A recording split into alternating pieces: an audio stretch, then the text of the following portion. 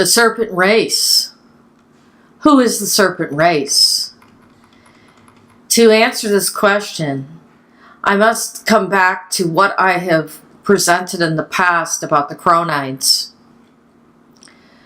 For those that are not familiar with my work, I would recommend that you go back into some of my books and videos for the detail. But to sum it up, all of your religions, Abrahamic, Hinduism, paganism, Satanism, etc., are nothing more than plagiarism of Greek mythology. These gods and goddesses, whom I call the Chronides, are all the same in all mythologies.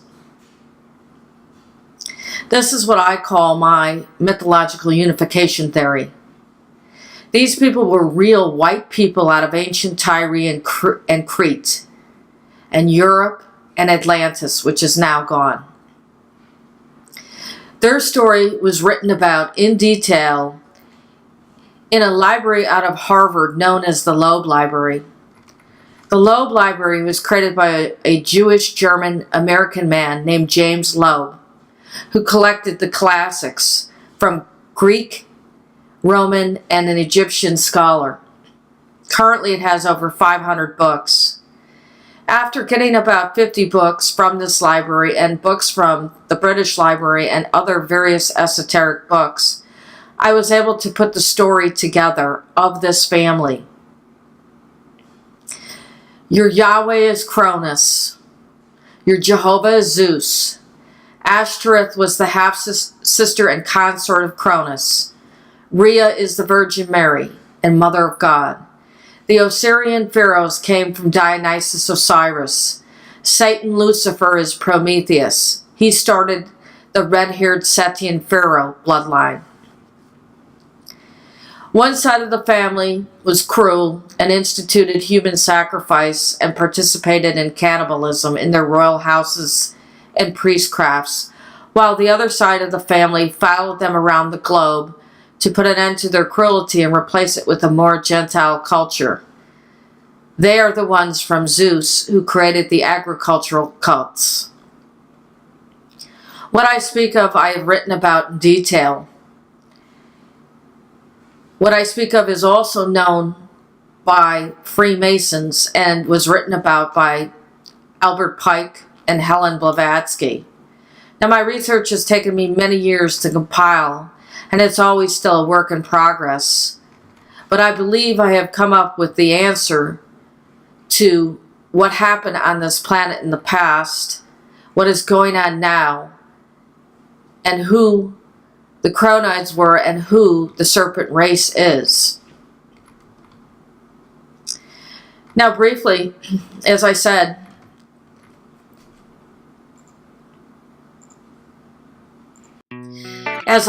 this story was written about by multiple ancient scholars over 2,000 years ago.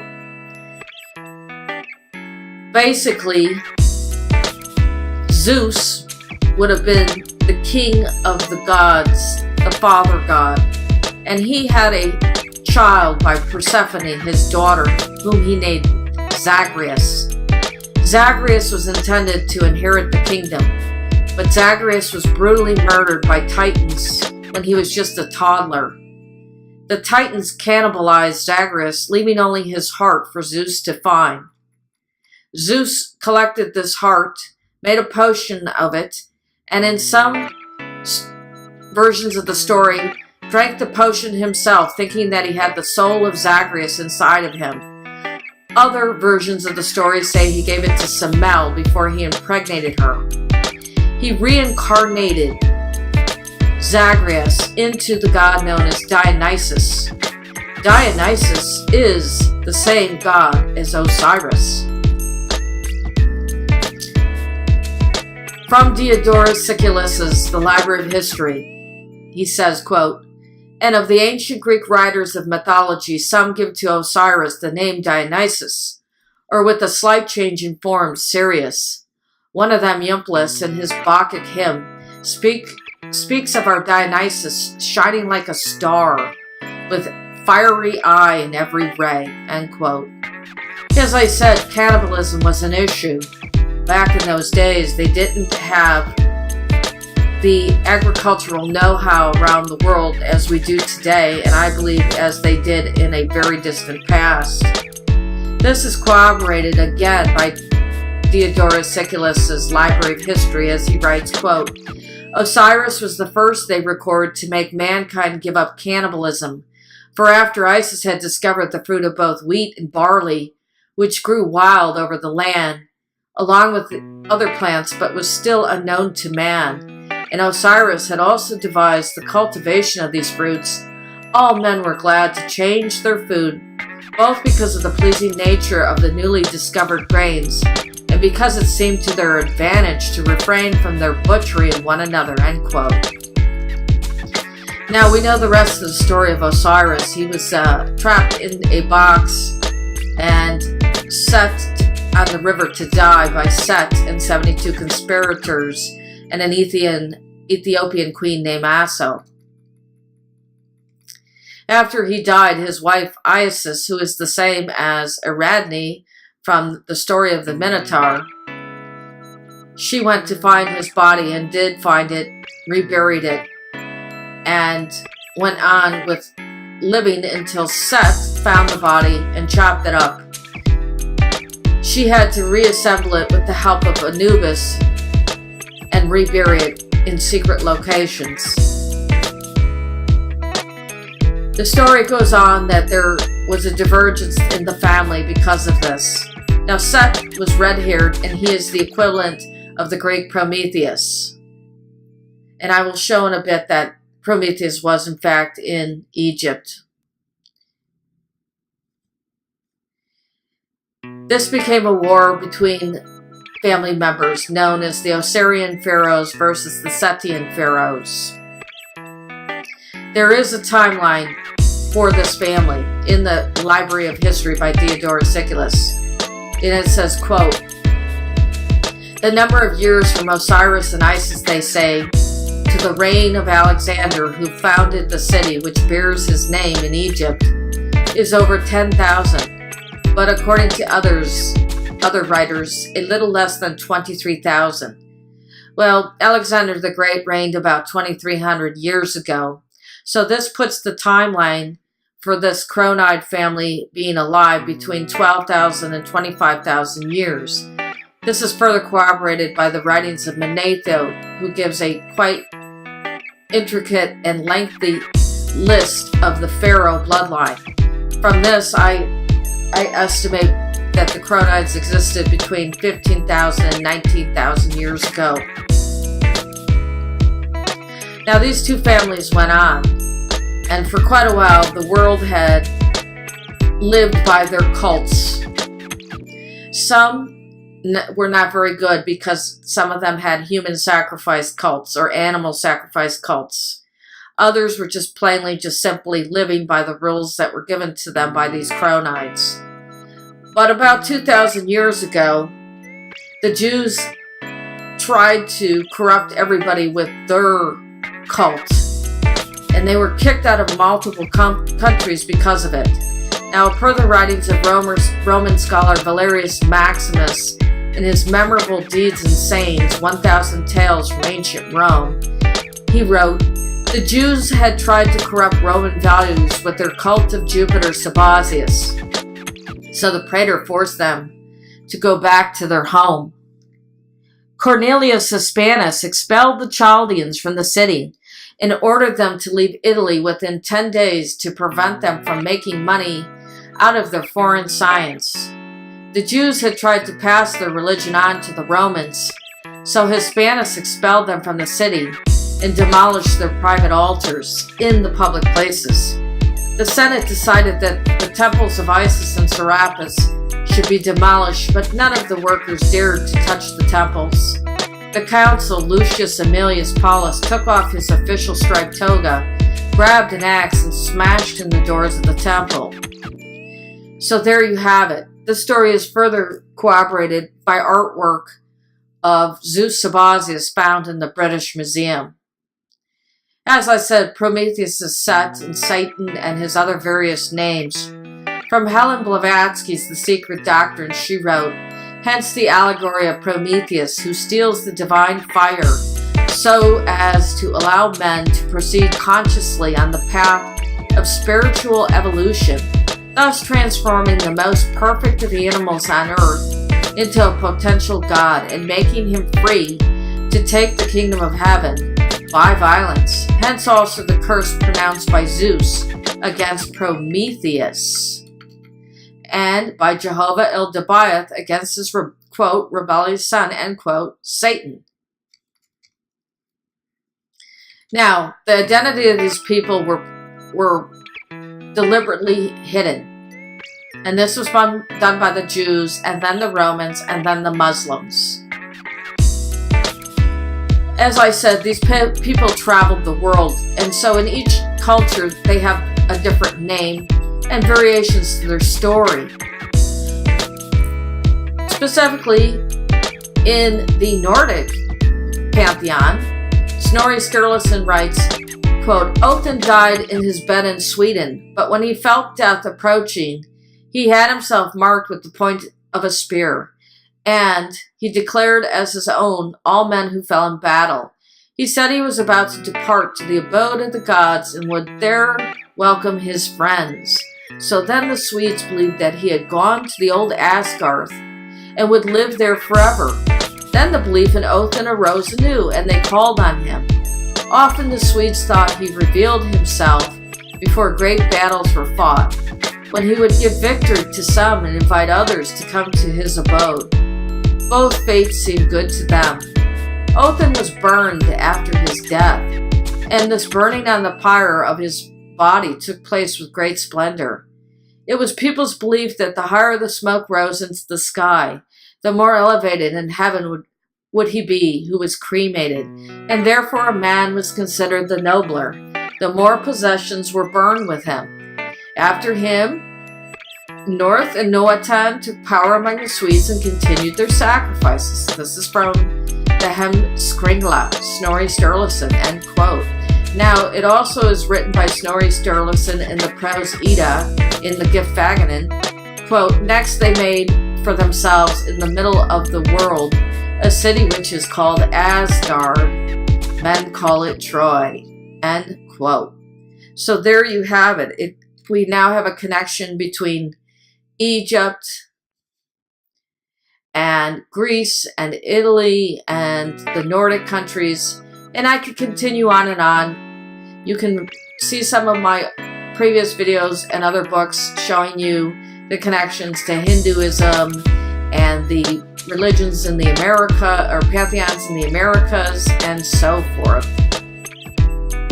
Now, Diodorus Siculus also tells us that Dionysus Osiris was in India. Dionysus Osiris is the equivalent to Krishna, and he was building cities in Egypt and in India, and I believe his city is under the water. It is called Dwarka. But he spread his cults after he went to war for 9 years and defeated King Dareides eventually. Now, this story is hidden in artwork. It is hidden in these ancient esoteric books that aren't brought out to the average people. It is the core of Abrahamic religion. But what is all of this about a serpent race and the serpent?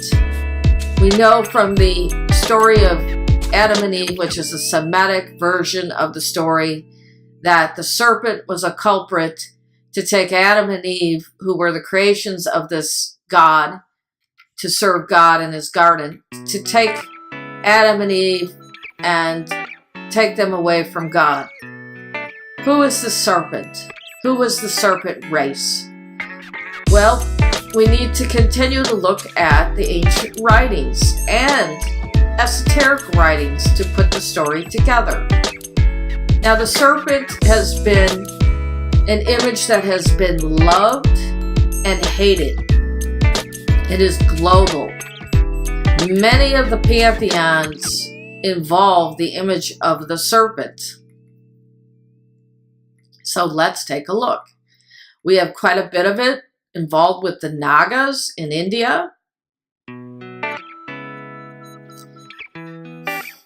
We have quite a bit of it in Buddhist countries or Buddhist mythology. We have quite a bit of it in European mythology, as well as in flags and emblems of the elite and in our artwork. It is also in Nordic pantheons and artwork, as well as part of their ships.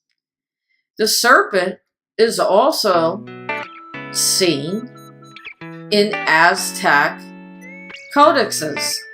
Here is an example of one involving cannibalism and the serpent.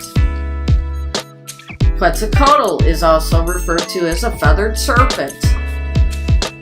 And then there are quite a bit of petroglyphs that show the feathered or horned serpent. Now, Churdanos is also shown with the serpent and has horns. That is Celtic.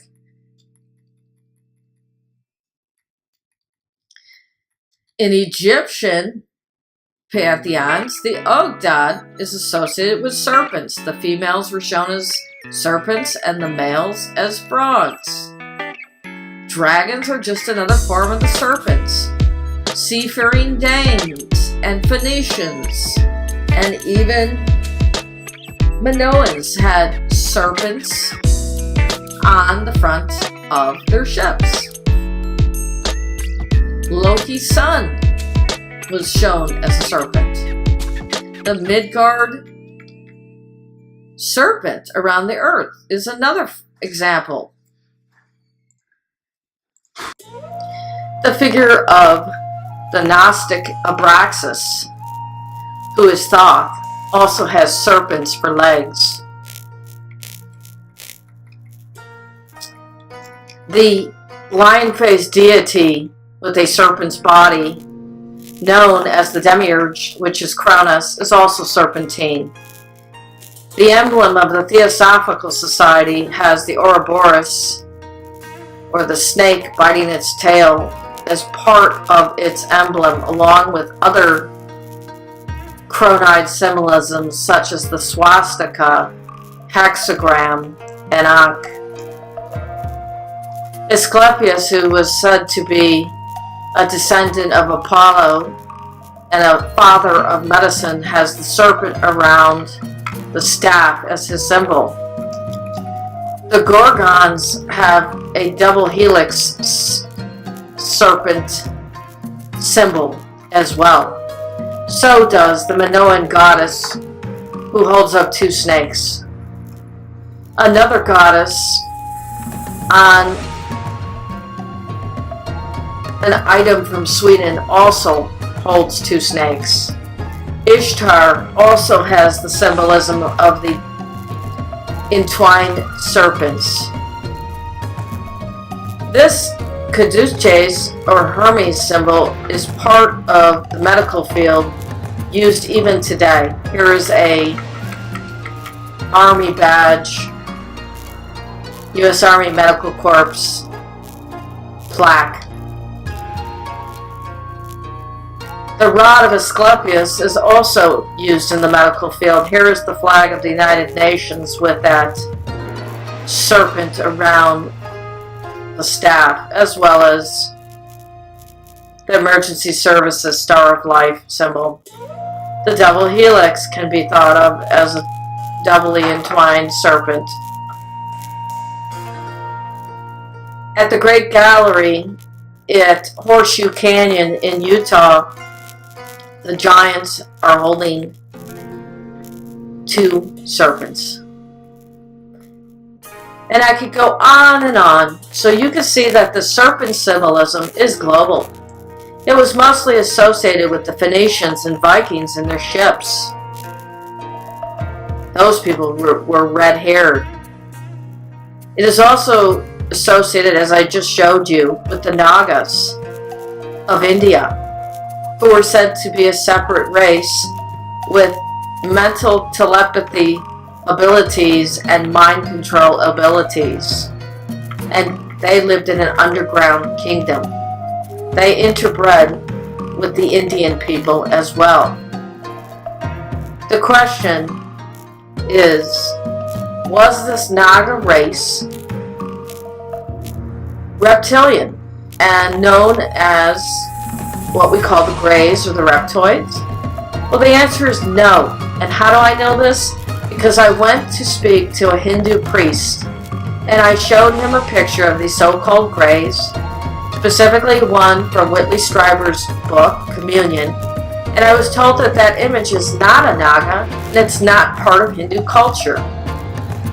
I was told that the Nagas could appear, though, however they wanted to a person through the power of the mind. So now we know that these Nagas are not the Greys and reptoids, but they appear to be associated with these red-haired and golden-haired people that were adepts. Now let's go back to the Cronides. I told you in my research that Prometheus had red hair, and he was in Egypt. The proof of which is this, written by Diodorus Siculus, again in his Library of History. Quote, while Osiris and his army were thus employed, the Nile, they say, at the time of the rising of Sirius, which is the season when the river is usually at flood, breaking out of its banks, inundated a large section of Egypt and covered especially that part where Prometheus was governor. And since practically everything in the district was destroyed, Prometheus was so grieved that he was on the point of quitting life willfully. Because its water swept down so swiftly and with such violence, the river was given the name Attis. But Heracles, being ever intent upon great enterprises and eager for the reputation of a manly spirit, speedily stopped the flood at its breach and turned the river back into the former course. Consequently, certain of the Greek poets worked the incident into the myth to the effect that Heracles had killed the eagle, which was devouring the liver of Prometheus. Now, if we look at Thor's hammer and we compare it to Heracles' club, it's pretty much the same thing. So I just told you that Prometheus was in Egypt. Now, if we continue on with Plutarch in his Moralia, Volume 5, Isis and Osiris, he writes, moreover, they call the lodestone the bone of Horus and iron the bone of Typhon, as Manetho records, whereas the iron oftentimes acts as if it were being attracted and drawn toward the stone, and oftentimes is rejected and repelled in the opposite direction. In the same way, the salutary and good and rational movement of the world at one time by persuasion attracts and draws toward itself and renders more gentle the harsh and Typhonian movement, and then again it gathers itself together and reverses it and plunges it into difficulties, end quote. Now Plutarch also wrote the following, quote, now Osiris and Isis changed from good minor deities into gods, but the power of Typhon weakened and crushed, but still fighting and struggling against extinction, they try to console and mollify by certain sacrifices. But again, there are times when at certain festivals, they humiliate and insult him by assailing red-headed men with jeering and by throwing an ass over the edge of a precipice, as the people of Copta do, because Typhon had red hair and in color resembled an ass, end quote. Set is another name for Prometheus, the god of the desert, god of fire, god of knowledge and the arts, god of wisdom, god of knowledge, but also known as Set the Murderer. Now, interestingly enough, this red-haired group of people seem to have been forced out of Egypt or just simply traveled. And there is a movie out online called New Zealand Skeletons in the Cupboard. And it is about the red-haired fairy people of New Zealand who were there, interbred with some of the newly coming brown people, and fought, and some of them survived today. One of their survivors was a woman named Monica Matumua, and she was upset, along with other historians, that the story of this fairy people was systematically being erased on purpose from the books in New Zealand. And so she went and rallied to say, look, I'm still here, and these red-haired people were my ancestors, and we mixed. She took DNA tests and found out that she indeed was related to people that were red-haired in Egypt, Iran, New Zealand, Peru, Easter Island, even Mexico, and I'm going to bet Lovelock Cave.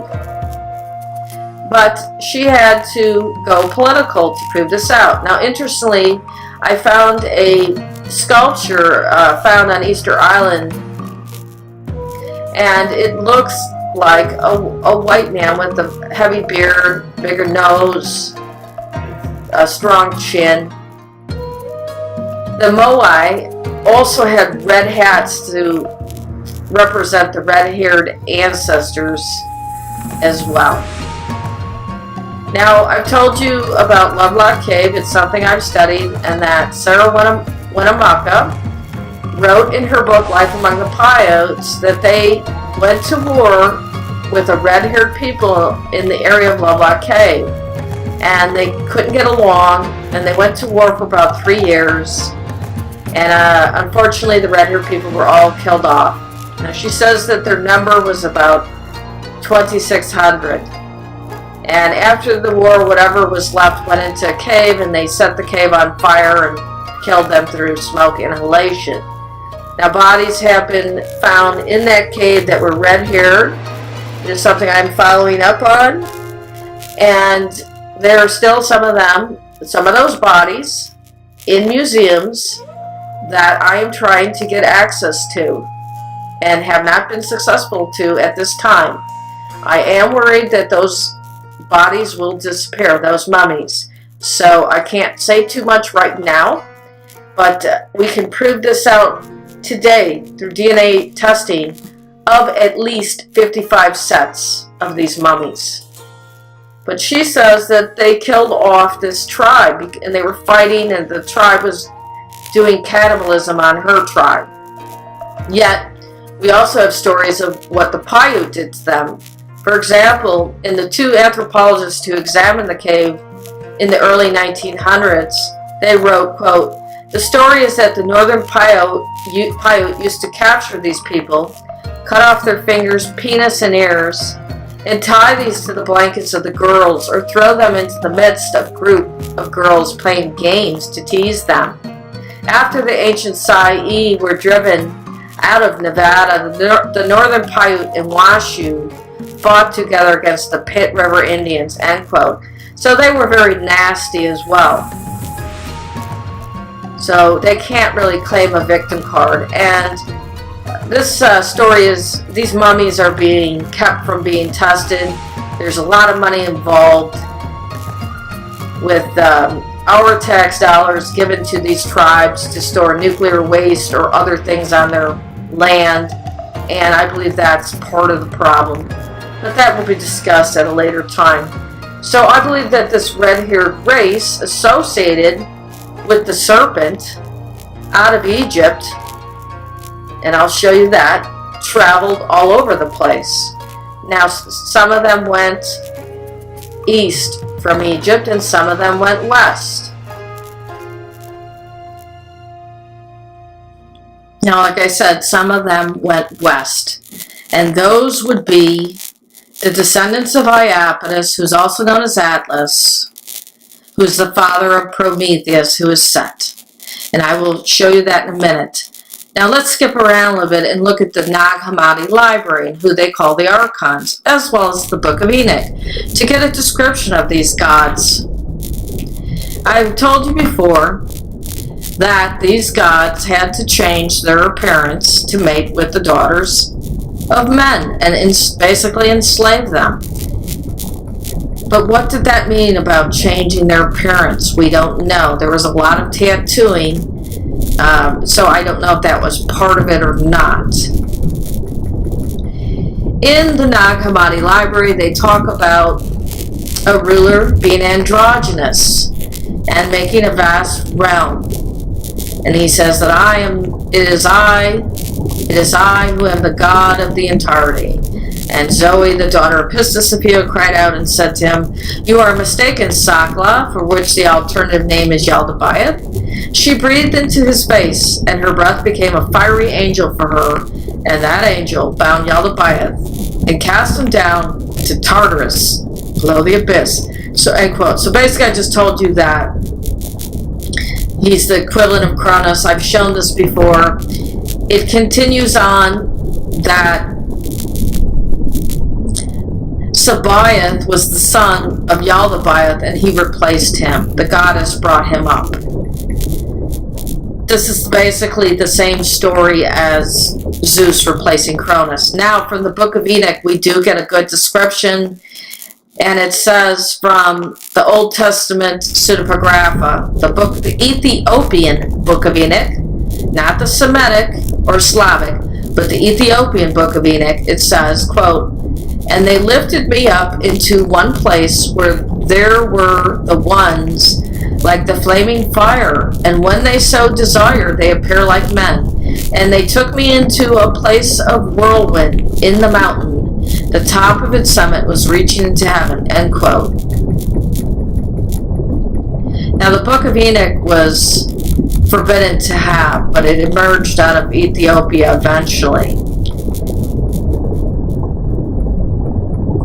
And it talked about the fallen angels mating with the human women. Here's something, some of what it says. "And Samuel, being their leader, said unto them, I fear that perhaps you will not consent that this deed should be done, and I alone will become responsible for this great sin. But they all responded to him, Let us all swear an oath and bind everyone among us by a curse, not to abandon the suggestion, but to do the deed. Then they all swore together and bound one another by the curse.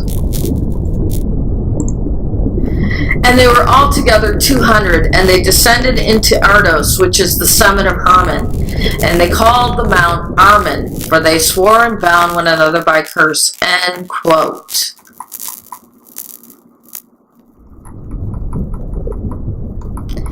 That is when they went down to mate with the human women.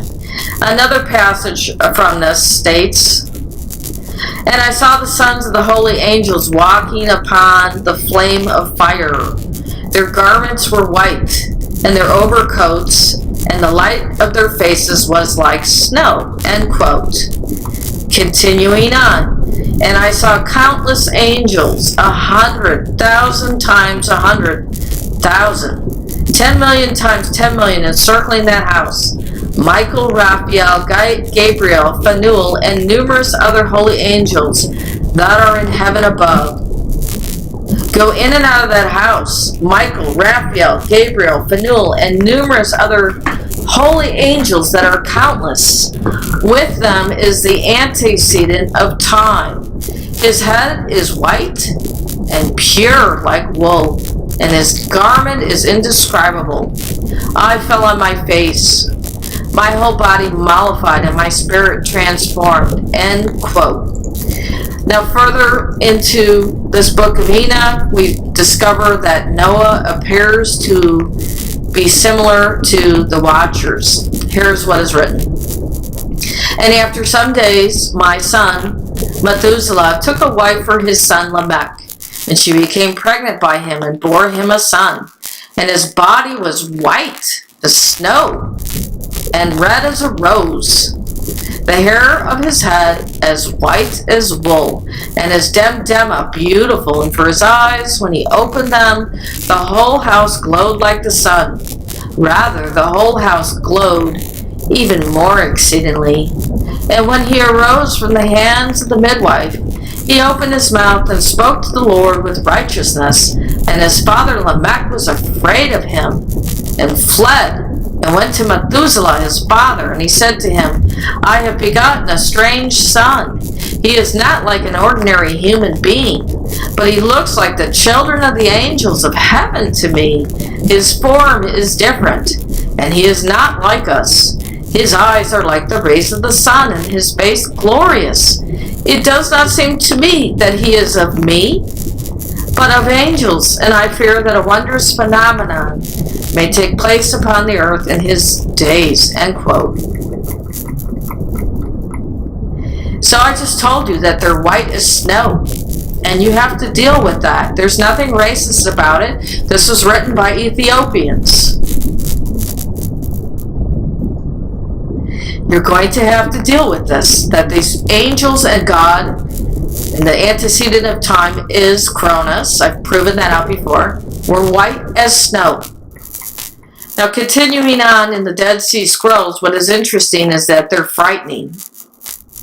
In my vision, the vision of the dream, and there were two figures arguing over me and saying and holding a great dispute over me. So I asked them, how is it that you have authority over me? They said, we rule and have authority over the human race.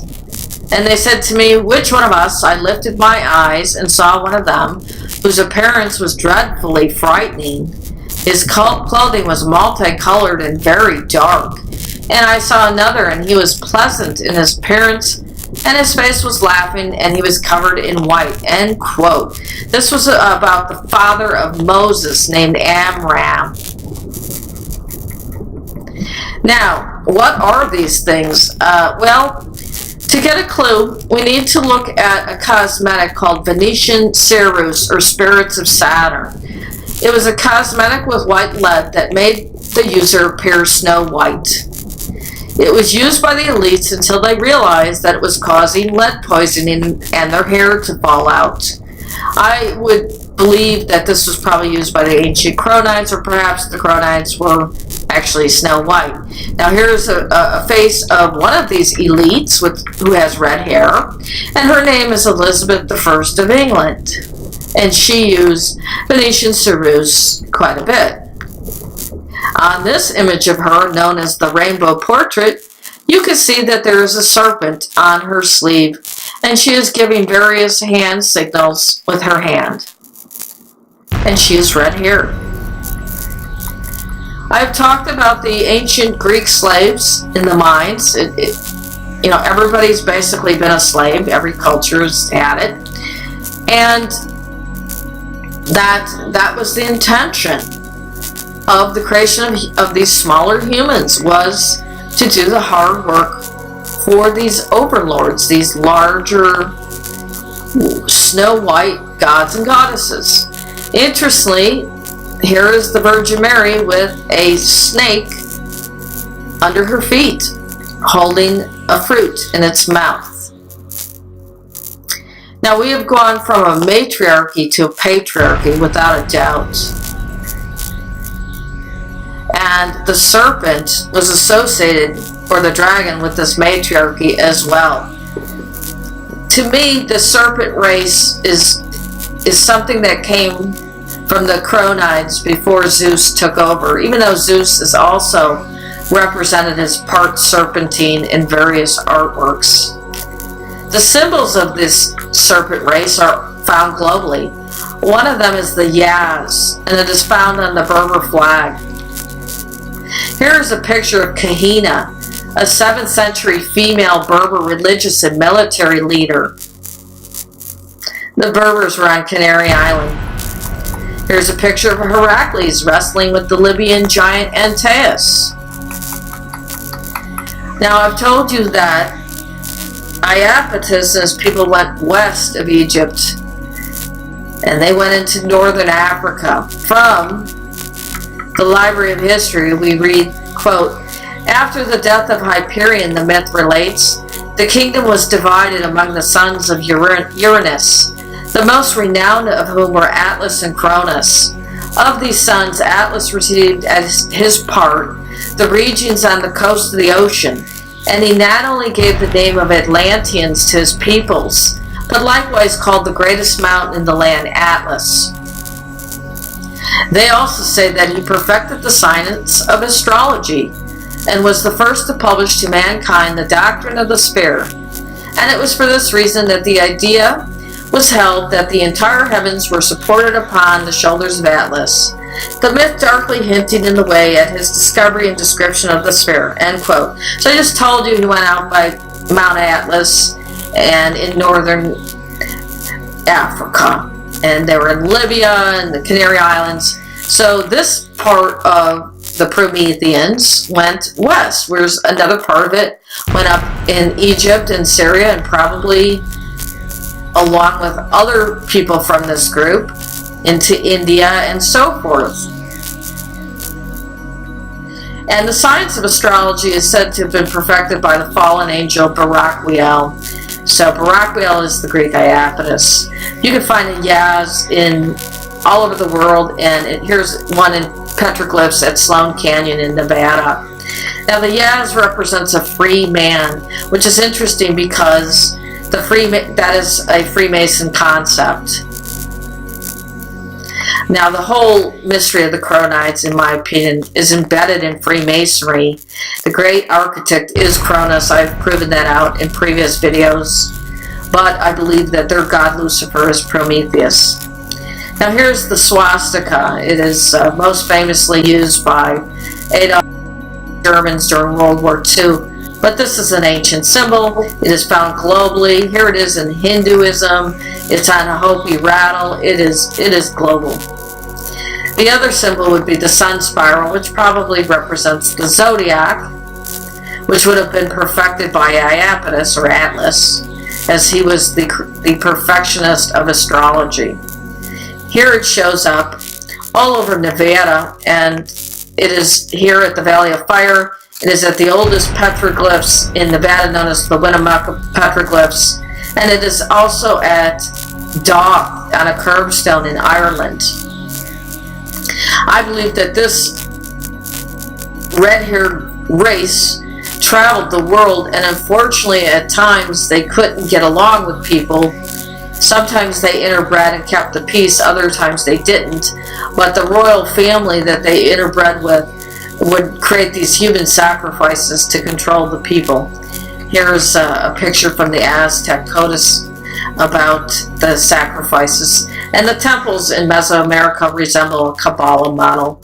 Here's another picture of a red-haired effigy. Notice black and white is her dress. The male also has a black and white outfit, but he has dark black hair, which is Siberian. And interestingly, this is very similar to the New Zealand story of this fairy race interbreeding with members of the brown race that came in, the Polynesian race, to keep the peace, and the offspring was the royal family of that group, and so they were related, and that was one way to keep the peace. At other times they went to war and fought, and quite often this red hair race lost out. Now interestingly, the black and white theme goes back to Freemasonry and their checkered floor. It also goes back to the Pueblo Clowns and the Hopi Trickster. Here's a picture of a sacred clown from New Mexico with the black and white theme.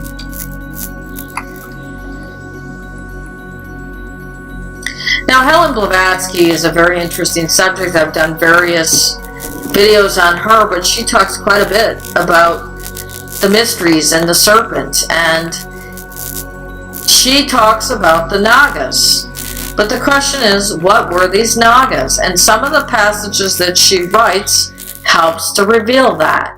For example, in her secret volume, The Secret Doctrine, Volume 1, she writes, quote, "The Gnostic Ophites," he says, had a reason for honoring the serpent. It was because he taught the primeval men the mysteries, verily so, but they did not have Adam and Eve in their garden in the minds when teaching this dogma, but simply, which is stated above, the Nagas of the Hindu and Tibetan adepts were human Nagas, or serpents, not reptiles. Moreover, the serpent has ever been the type of consecutive or serial rejuvenation of immortality and time. End quote. She also writes, exoterically the Nagas are semi-divine beings which have a human face and the tail of a serpent. End quote. She has revealed that these Nagas made it to the Americas before the destruction of Atlantis as well. She says, quote, some of the descendants of the primitive Nagas, the serpents of wisdom, peopled America when its continent arose during the palmy days of the great Atlantis. End quote. So she continues on and she talks quite a bit of them about these Nagas, these adepts, and the serpent.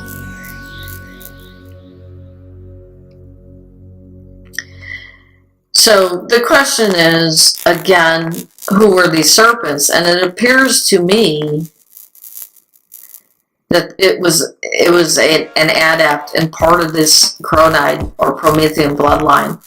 Here are some other passages that she wrote from the Secret Doctrine. Quote, now as said before, the dragons and Nagas were the names given to the initiates, hermits, on account of their great wisdom and spirituality, and their living in caves.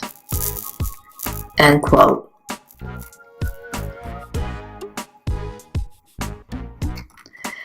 This can further be wrapped up with the writings of Sanchonathan, who wrote, quote, Tautus first consecrated the basilisk and introduced the worship of the serpent tribe, in which he was followed by the Phoenicians and Egyptians, for this animal was held by him to be the most inspirited of all the reptiles and of the fiery nature, as much as exhibits an incredible celebrity, moving by its spirit without either hands or feet or any of those external organs by which other animals affect their motion. And in its progress it assumes a variety of forms, moving in a spiral course and at what degree of swiftness it pleases. And it is very long-lived, and has the quality not only of putting off its old age and assuming a second youth, but it receives a greater increase, and when it has fulfilled the appointed measure of its existence, it consumes itself, as Tautus has laid down in the sacred books. Wherefore this animal is introduced in the sacred rites and mysteries. End quote. And that is from Sanchonathan's History of the Ancient World. So there you have it. There you have it. It's symbolic. Now, interestingly, Parosus wrote about the Tower of Babel. He wrote, quote, they say that the first inhabitants of the earth, glorifying in their own strength and size, despising the gods, undertook to raise a tower whose top should reach the sky, where Babylon now stands.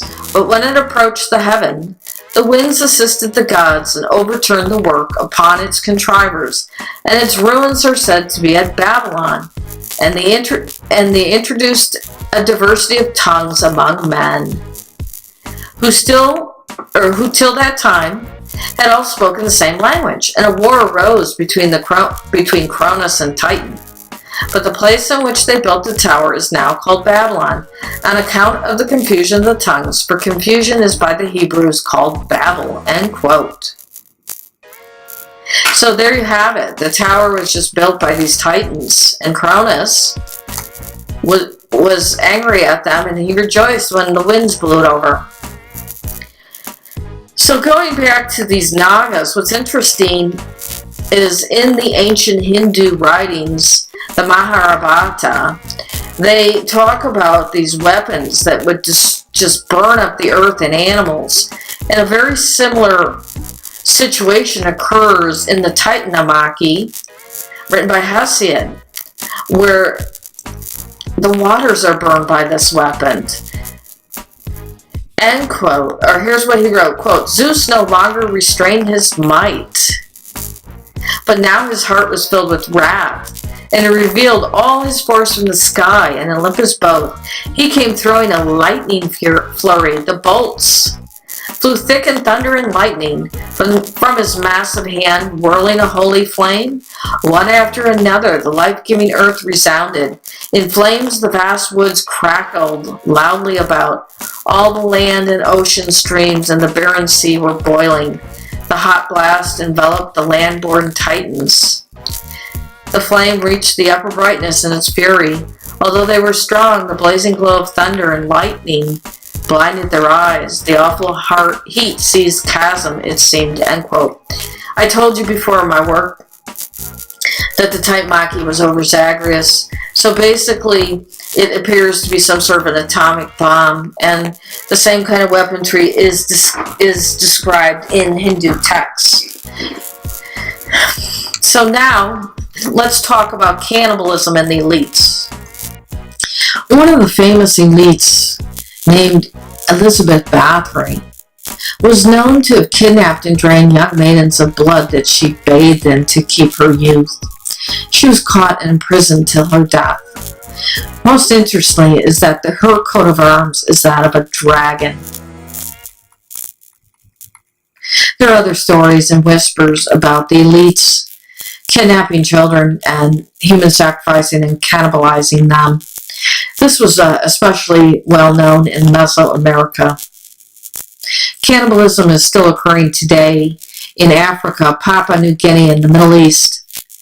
Captain Cook, a famous adventurer, was said to have been eaten by the Polynesians. So cannibalism is a problem and still is.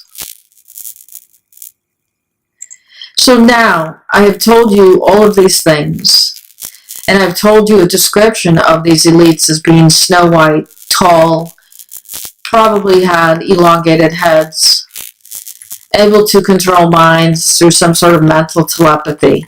So what about these gray aliens and reptoids? Well, they don't fit the description.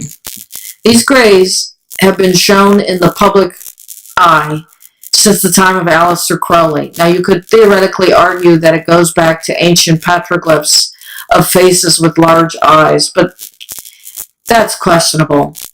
But the grays are not Snow White, so they don't qualify. You can also argue that these grays were making the people who saw them appear as a human. Well, possibly. It's possible. But what do we know about the past from ancient writings? We know, per Edgar Casey, that, quote, in the land now known as Utah or Nevada, when the first people were separated into groups as families, the entity developed much and gave much to the people who were to succeed in that land. And in the ruins, as are found in the mounds and caves in the northwestern portion of New Mexico, may be seen some of the drawings the entity then made some 10 million years ago, end quote. Now, what's interesting to me is in that whole area of America, we have Dulce Base in New Mexico, Mount Shasta in California, Superstition Mountains in Arizona, and Area 51 in Nevada. These are all places that are said to have strange things going on, including many spaceships in the air of unidentified quality. But underground cities and tunnels are very ancient on this planet. They're all over. For example, an underground city found in Turkey was a place that Christians fled the enemies and hid under during Kuyu underground city, is shown here. What is interesting is I started to do some research into these spaceship sightings, and I found out that many of the original sightings were of cigar-shaped craft, particularly in America and Australia in 1950 and a little bit before it. And then the sightings were of discs. What is interesting is that Adolf Hitler in Germany created a cigar-shaped craft that was remote controlled and used to be sent over to his enemies and to bomb them. There is a newspaper article about it. It says, the Yanks immediately nicknamed it Hitler's Flying Cigar. Guessed its value might chiefly be propaganda, so they also guessed the toy would be a failure. British viewpoint was typical. One little old lady didn't like the whoosh and said she thought she preferred bombs. A chipper and elderly gaffer said it was kind of ghostly to see them sparking across overhead. Seems they also carry a red tail light, and when it goes out, that is the time to duck. For after 10 to 15 seconds, the whole thing blows up with an ear-splitting and shattering noise. Radio Berlin told the world the powder charge was some new secret high explosive of nightmarish power, and there were reports not that denied by the delighted Nazis of some of the robots shooting off automatic machine guns. Now, there are articles that are older than this in the 1800s that discuss various men that were experimenting with hot air balloons to create flying craft. In this article it writes, as long ago as the reign of James IV of Scotland, an Italian who pretended to be able to change common metals into gold and who wasted a great deal of the king's money in this way, but all to no purpose, took in hand to fly with wings as far as France and to be there before the king's ambassadors who traveled in the ordinary way. Now it continues on. They experimented, they used criminals to test these things out. And it goes on and says, nothing seems to have coming of it, as men are not flying through the air yet, but the flying ship may possibly have led to the balloon. This strange scheme made quite a sensation in the year 1709, and the first account of it was written in Portuguese. It was invented by a Brazilian priest who wanted the King of Portugal to adopt it.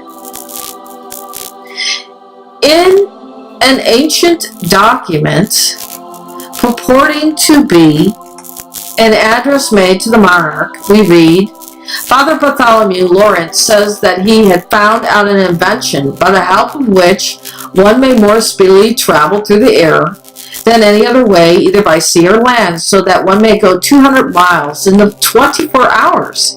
Send orders and conclusions of councils to generals in a manner as soon as they are determined in private cabinet, which will be so much the more advantageous, your majesty, as your dominions lie far remote from one another, and which, for want of counsels, can be stayed, nor augmented in revenues and extent. That's from the Alabama Beacon, written in 1882. So in the 1700s, they were creating these flying vehicles, and they've been writing about the sightings of them for quite a while.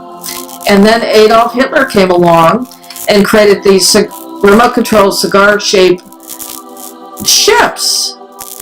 And we know that Operation Paperclip brought many of these German scientists over to the Americas and many to Argentina. And they created the space program for America. So, no, I don't believe anything came from outer space. Look in the old newspapers, and you'll also find that the stories about these so-called aliens vary. You know, at one point they came from Venus or Mars or Jupiter or Saturn. Then they came from Alpha Centauri. Then it was from Zeta Reticuli, Sirius, and various other places. The stories always change. Now, as far as abductees, I don't know. Perhaps it is a program similar to the CIA experiments with LSD and mind control. Perhaps they are abducting people and seeing what they can do to them to make them believe that they were abducted. We have the cases of Betty and Barney Hill and Whitley Strieber and Travis Walton. But Travis Walton, in his book, not only showed a picture of these so-called grays, but pictures of blondes, a blonde woman and a blonde man on the ship, which Hollywood did not show in the movie. So we don't know what's going on. And these people may be getting abducted from these crafts that were built here and brought to some underground base and traumatized just to see what would happen, just as they did LSD experiments. Now, the other possibility is that they actually created biological entities like these grays. There was a man named Robert Morningsky that talked about some sort of alien crash that his grandfather witnessed, and these Shetty lizard people that were created to work in the underground mining tunnels. So these could be throwbacks, for all we know, to Atlantean days of a biological creation. We don't know. But I do not believe anything has come from outer space. So now it is time to put the conclusion on who the Serpent Race is. And I have already shown you through the writings of St. Jonathan that they're associated with the cult of the serpent created by Thoth, who was the counselor of Cronus. It is not the same as Hermes, the son of Zeus. And the serpent is globally used and associated with this family out of Phoenicia and Tyre that expanded into royal houses around the world. Here's a picture of, interestingly, the goddess Nut over Jeb, who is a serpent. And then we have rock art in Utah with a similar image, and rock art of the Australian Aborigine showing the rainbow serpent. Same shape. Now, red hair people were wrongly labeled because of what Prometheus did, unfortunately, but wherever this group seemed to go, they had a lot of problems with the other races coming in. You know, they either had to breed in with them to keep the peace and have a royal house to control the people, or they were killed off. So the question is, what was the Serpent Race? And to me, they were Snow White. They often had red or blonde hair. They had mental telepathy capabilities, mind control capabilities. Some of them were practicing agriculture cults. Others were practicing hunter-gathering ways of life, but including cannibalism. At some point, they did have advanced technology. I talked about this before. You know, the Vimanas, the flying ships that they had, the Mies out of Sumer, which appeared to belong to some sort of computer device, like a computer that gave knowledge, which eventually ended up in the hands of Ishtar or Inanna, and she gave it to her priests so that they could build the cities for her, and various other handheld weaponry that sound like stun guns and bombs or weapons that seem like nuclear bombs. So what did these people do? Well, they were tall, elongated skulls, snow white, they had advanced technology, but the stories are that they destroyed this planet. Depending on who you look at, Edgar Cayce says at least 3 destructions. In the Hindu text, there was a big war between the cousins, and they burnt up the area and killed off many of this clan. In the Titanmachy of Greek writings, the Olympians went to war with the Titans and burnt them up and the land. So they've destroyed this planet and took us down to ground zero. But we come in to find that they also created humans, or claim to have. In Sumerian writings, they talk about a creature that drank by the water that they combined their DNA with. Now, was that an ape? And they made various different kinds of humans, a cloned down version of themselves? Or does it mean that they just took existing people and gave them their civilization and bred with them, and that coupling produced a slave race? We don't know. But I can tell you that I don't see very many 9 to 12 feet tall people walking around this planet with elongated skulls. So most of them are gone, or if there's any remnants, they're living underground. And whatever was left is in these royal houses. And the 7 billion people on the planet, most of us are not living in those royal houses. So there's only a few left of that closer to their genetics, so to say. Now, this has nothing to do with racism. You just have to accept it. This is what's in the books. This is in the art. And I know Hollywood is really pushing this gray alien situation. Well, the grays aren't Snow White. And they don't have hair, as was described of these ancient people.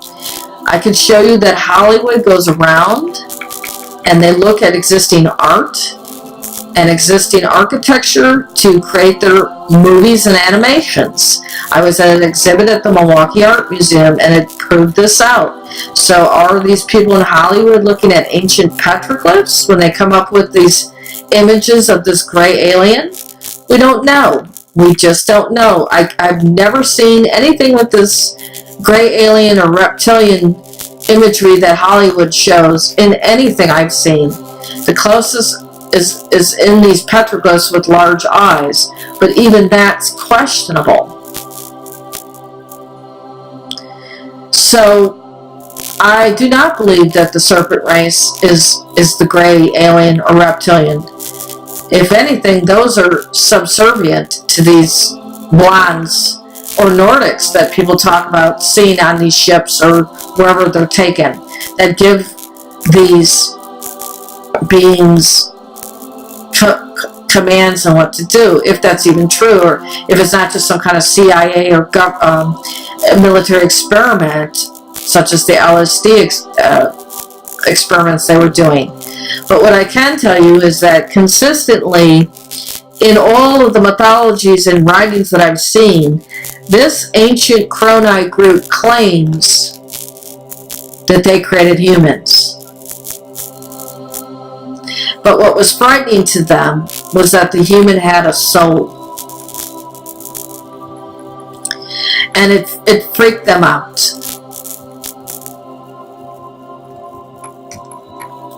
So we know that the elites of today seek to have eternal life. They don't want to leave the body that they're in or the power or the position. They're afraid of death. And quite a few of these elites live very long lives, over 100 years. But if they could, they would like to live in a young body, a youthful body that they have forever. And I believe that they're afraid of death because they know they have to reincarnate into some sort of body. And I think this is what they're afraid of, because what they created, which is us, is what they have to eventually dwell in.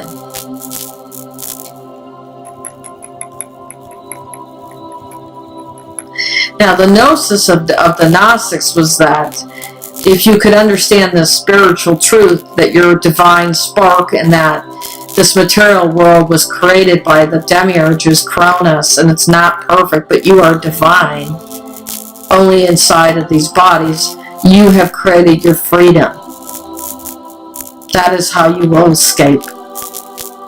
In the Nag Hammadi it says, he said to me, quote, until the moment when the true man within a model form reveals the existence of the Spirit of Truth which the Father has sent, then he will teach them about everything, and he will anoint them with the unction of life eternal, given him from the undominated generation.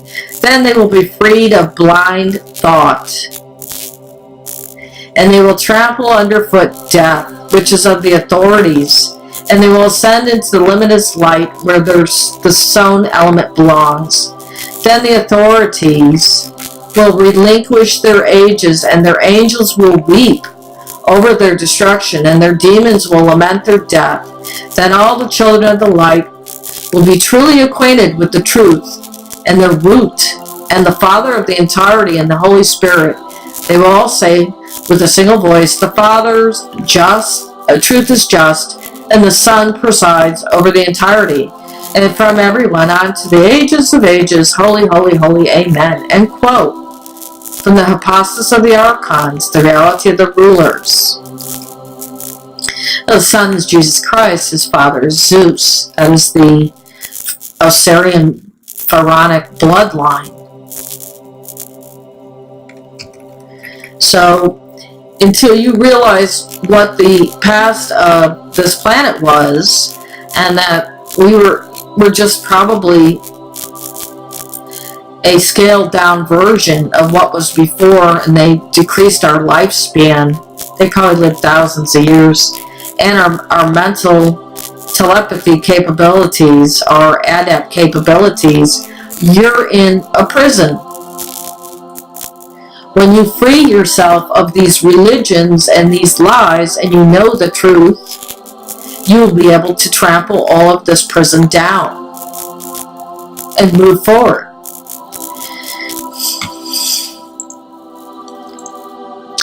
So, the conclusion is, the serpent race is the race of these Atlanteans or Cronides or Prometheans. It's all the same group. And when they passed on their knowledge, their esoteric spiritual knowledge, their followers became part of the serpent race. That is the conclusion. I don't believe that it is green reptilians or gray reptilians, because they don't fit the description from the books. The description has them as tall, snow white, frightening, and with mental capabilities that the average human doesn't have. And they can shapeshift in your mind. So if they want you to see them as a reptoid, they could. But I don't believe that this group is around much anymore. If there are any remnants of this race, they're underground. And anything close to it was in these royal houses. And look what they've done to the pharaonic race. They've pretty much ran that out, and they've killed off many of these kings and queens in royal houses, like the Tsar of Russia.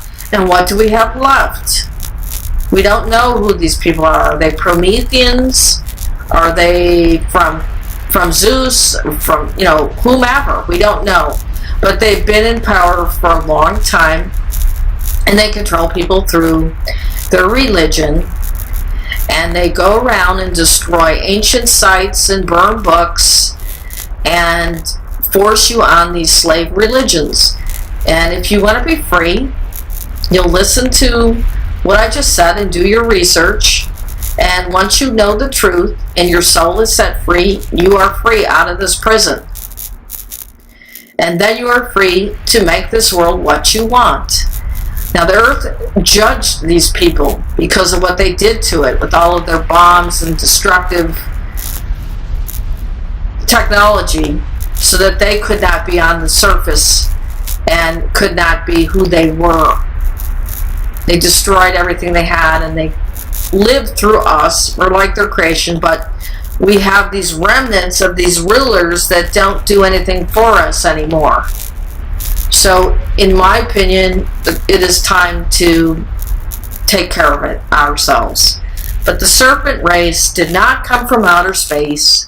It's not a bunch of aliens. There's nobody coming to help you quit your job and give you free energy. It is up to you and I to make this place something better.